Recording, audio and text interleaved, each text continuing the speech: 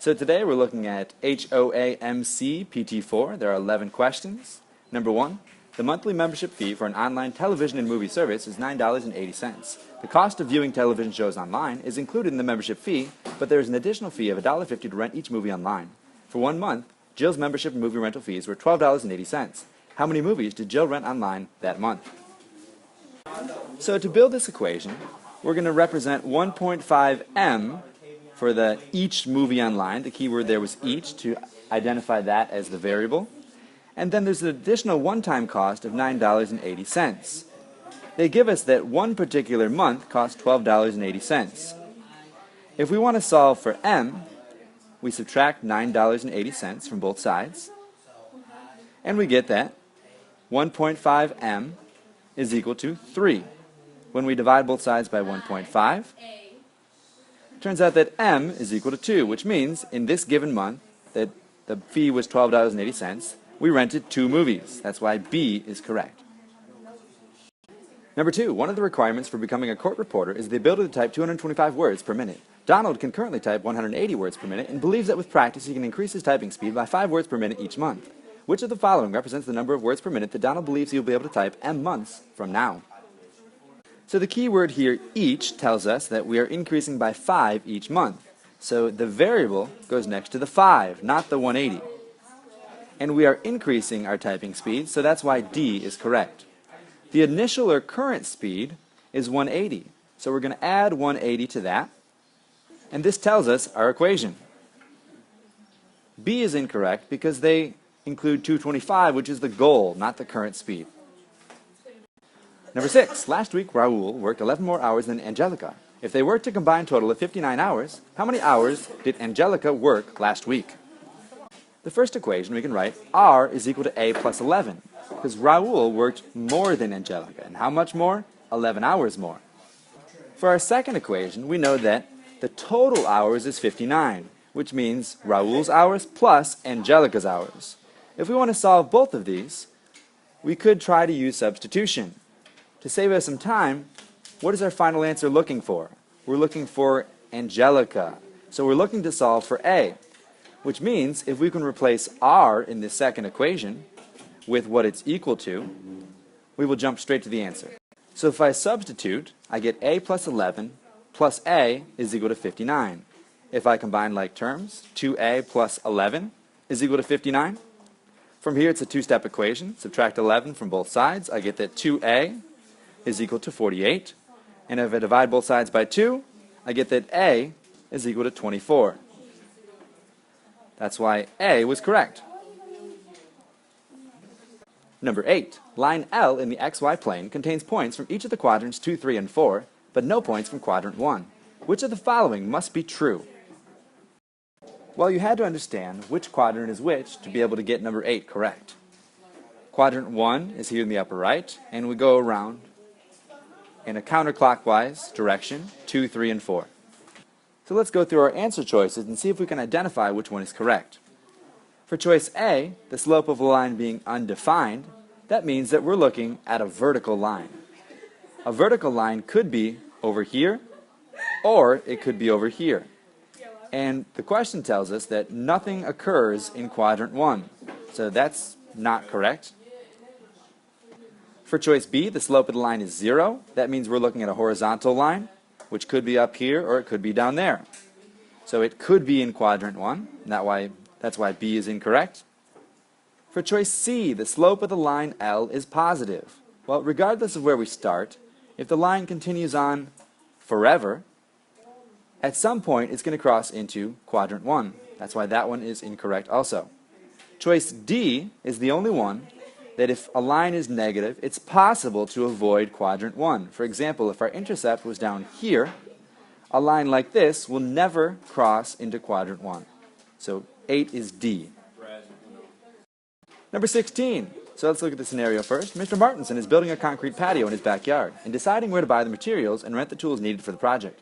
The table below shows the materials cost and daily rental costs for 3 different stores. The total cost for buying the materials and renting the tools in terms of the number of days is given by this equation. For what number of days X will the total cost of buying the materials and renting the tools from store B be less than or equal to the total cost of buying the materials and renting the tools from store A? So we are comparing the store A row, which has a one-time cost of $7.50 and a per-day cost for both concrete and wheelbarrows, and store B row, which has a one-time cost of $600 and per-day costs for wheelbarrows and concrete mixers. So this is how I build my equation. From the blue row, I got $7.50 plus wheelbarrow and concrete times X. From the red row, I got $600 plus 25 plus 80 times X. And the original question asked us, when will store B be less than or equal to store A? That's why the alligator's mouth is opened up towards store A. If I combine like terms for the x's on both sides, I get 80x and 105x. If I subtract 600 from both sides, I'm left with 150 plus 80x is greater than or equal to 105x. Then I can subtract 80x from both sides, and I get that 150 is greater than or equal to 25x. The last step is to divide both sides by 25, and I get that 6 is greater than or equal to x, or x is less than or equal to 6, which was A. 17. If the relationship between the total cost y of buying the materials and renting the tools at store C and the number of days x for which the tools are rented is graphed in the xy plane, what does the slope of the line represent? So plugging store C's numbers into the equation, I get that all of this is equal to y. The materials cost plus the wheelbarrow and concrete mixer costs. When I combine the x terms, I get 90x for my slope. So what does 90 represent? It doesn't represent the total cost of the project because it doesn't incorporate the $700 in materials cost. It doesn't mean the total cost of the materials, that's the $700. And it doesn't represent the total daily cost of the project because that $700 is going to have to be split up into each day. But instead, it represents D, the total daily rental cost of the tools, the rental cost of the wheelbarrows plus the rental cost of the concrete mixer. Number 19, if 3p minus 2 is greater than or equal to 1, what is the least possible value of 3p plus 2? So if I start off with 3p minus 2 is greater than or equal to 1, I can add 4 to both sides. Here on the left, this becomes 3p plus 2, and on the right, I get 5. So what is the least possible value? That's going to be 5. Number 26, let x and y be numbers such that negative y is less than x is less than y. Which of the following must be true? The absolute value of x is less than y, x is greater than 0, or y is greater than 0. So if we think about a number line, and 0 is here in the middle, and y, whatever value it is plotted over here, and negative y is plotted on the left.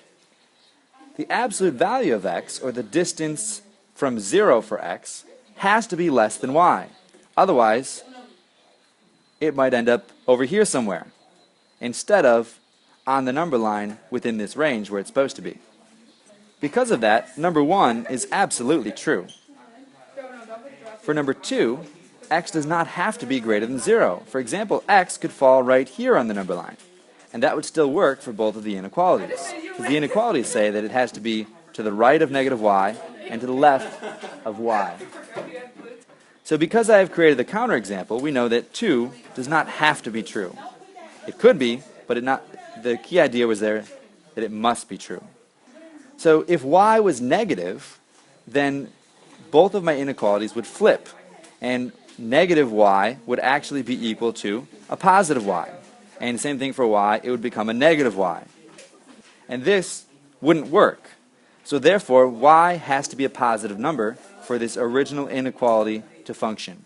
So 1 and 3 only is the correct answer. 29. If x is the average, or arithmetic mean, of m and n, y is the average of 2m and 15, and z is the average of 3m and 18, what is the average of x, y, z in terms of m? So to represent these three equations, for the average x, I take m plus 9, and I divide it by how many terms, which is 2. I do the same thing for y with 2m and 15, and for z with 3m and 18. If I want to identify the average of x, y, and z, I would take x plus y plus z and divide this by 3. So I can substitute each of these, x, for example, with what it's equal to, or y with what it's equal to, and z with what it's equal to. So another way of representing this is to replace them like this. And this entire equation is set equal to the average of the three numbers.